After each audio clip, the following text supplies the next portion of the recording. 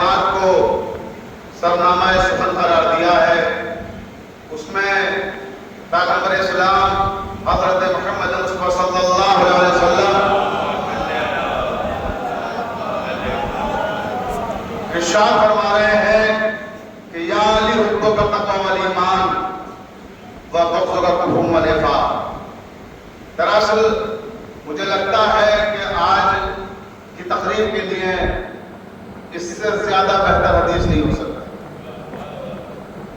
کیونکہ یہ جو عید ہے، عید اعظم، عید اکبر، عید قدیر، دراصل مومنین کی عید ہے، اور آج کی عید منافقین کے لیے تبرہ ہے۔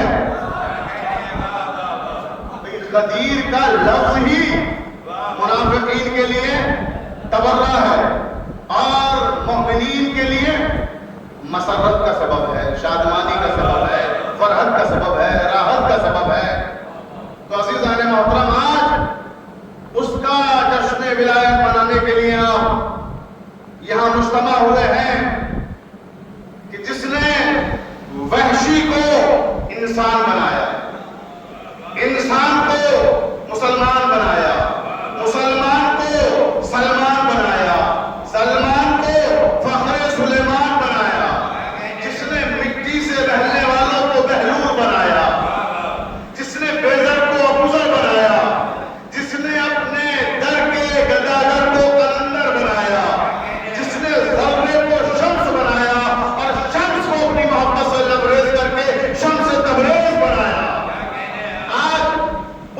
علی کا جشن ولایت منا رہے ہیں آپ کہ جب ان کی مادر گرامی خانہ کعبہ میں تشریف لائیں تو دیوار حرم نے مسکرا کر ان کا استقبال کیا، اور دیوار حرم کی وہ استقبالیہ مسکراہٹ عرب کی عربپتی حکومت اربوں روپے خرچ کر کر بھی نہ مٹا سکی۔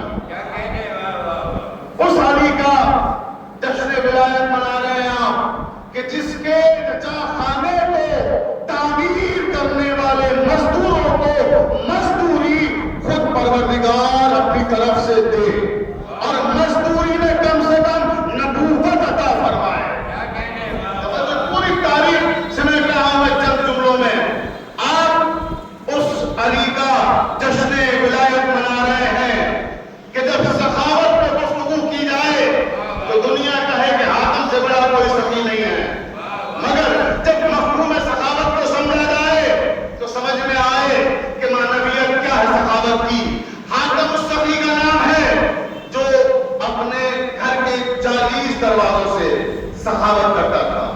اس کے محل میں 40 دروازے تھے اور ہر دروازے سے سخاوت کرتا تھا۔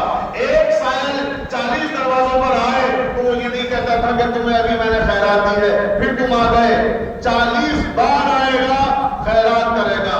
تو اجازت ہے تو عرض کروں کہ آپ کس سخی کا جشن منا رہے ہیں؟ آپ اس سخی کا جشن منا رہے ہیں، یہ اس کا جشن ولایت ہے کہ جو سائل کو 40 دروازوں پر آنے کی زحمت نہیں دیتا، وہ ایک دروازے سے اتنا عطا کر دیتا ہے کہ دوسرے پہ جانے کی ضرورت ہی نہ پڑے۔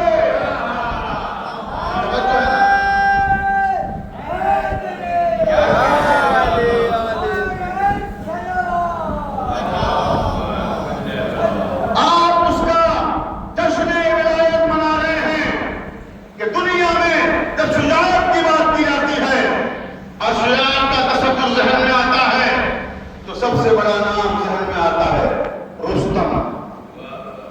کوئی پہلوان بھی اگر ذرا سا محنت کرتا ہے اپنے علاقے میں نام کمانے لگتا ہے تو لوگ رستم زماں کہتے ہیں اسے۔ توجہ ہے نا، رستم۔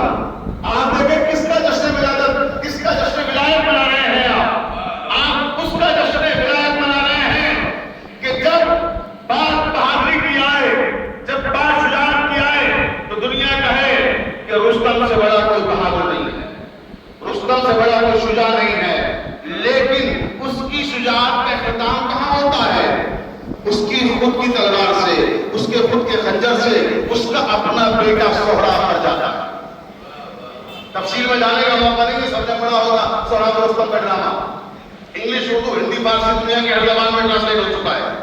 تو رستم کے ہاتھوں سے خود اس کا اپنا بیٹا مر جاتا ہے، وہ خود اپنے ہی بیٹے کے سینے میں تلوار اتار دیتا ہے، اور جب بازو میں بندہ ہوا تعویذ دیکھتا ہے تو اسے یاد آتا ہے کہ تو بچپن میں بچھڑا ہوا سردار ہے، یہ میرا اپنا بیٹا ہے۔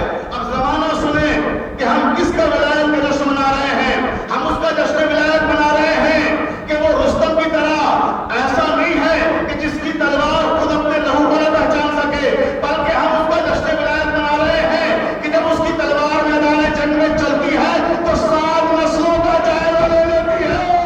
اگر 7 نسلوں کے بعد بھی کوئی مومن پیدا ہونے والا ہو، تلوار رک جاتی ہے۔ یہ ہے جشن ولایت جس کا آپ منا رہے ہیں۔ یاری حکم کا تقوی والایمان وبخل کا کفر و نفاق۔ اے علی، تمہاری محبت تقوی ہے اور ایمان ہے، یعنی جو علی سے محبت کرے گا وہ مومن ہے، متقی ہے۔ وبخل کا کفر و نفاق، اور جو تم سے دشمنی رکھے گا، جو تم سے بغض رکھے گا، وہ کافر بھی ہے، منافق بھی ہے، یعنی تمہاری دشمنی کفر ہے، نفاق ہے۔ اب عزیزان محترم چاٹ کے سنیے گا، میں کہوں گا یا رسول اللہ، جب ہم نے قرآن کا مطالعہ کیا، الحمد سے لے کے والناس تک پورا قرآن پر ڈالا، اللہ کے انکار کرنے والے کے لیے قرآن میں صرف ایک سنتی کا مشرک ہے۔ پورے قرآن میں آپ دیکھ لیں، جہاں بھی منکر توحید کا ذکر آئے گا اسے کافر نہیں کہا گیا، پوری ذمہ داری سے کہہ رہا ہوں، اسے مشرک کہا گیا ہے۔ کافر کون ہے قرآن کی زبان میں؟ کافر وہ ہے قرآن کی زبان میں جو 1,24,000 انبیاء کا انکار کرے۔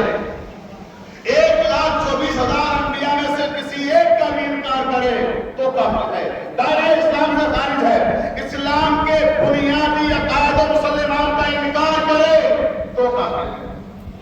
تو میں کہوں گا یا رسول اللہ، جو اللہ کا انکار کرے وہ محض مشرک، جو آپ کا انکار کرے محض کافر، جو 1,24,000 انبیاء کا انکار کرے محض کافر، جو اسلام کے بنیادی عقائد و مسلمات مثلا وجود جنت کا انکار کرے وہ کافر، وجود کوثر کا انکار کرے تو کافر، وجود تسلیم کا انکار کرے تو کافر، برزخ کا انکار کرے تو کافر، صراط کا انکار کرے تو کافر، محشر کا انکار کرے تو کافر۔ تو ساری چیزوں کے انکار کرنے والے صرف کافر، انبیاء ماسبق کا انکار کرنے والے صرف کافر، اللہ کا انکار کرنے والے صرف مشرک، لیکن علی کا انکار کرنے والے کافر بھی منافق بھی۔ میں توجہ چاہتا ہوں، غدیر ہے تماشا، کافروں کے لیے بھی منافقوں کے لیے بھی۔ سبحان اللہ۔ تو یا رسول اللہ، جو علی کا انکار کرے اس کے لیے 2 سندیں کیوں دی، 2 ڈگریاں کیوں دی کہ وہ کافر بھی ہے منافق بھی ہے؟ نہیں، مسئلہ تھا تھیوری اور پریکٹیکل کا۔ توجہ، مسئلہ تھا تھیوری اور پریکٹیکل کا۔ کیا مسئلہ تھا؟ کہ مسئلہ یہ تھا کہ ہم نے کہا اللہ ہے، مسلمانوں نے مان لیا، اللہ اور نور السماوات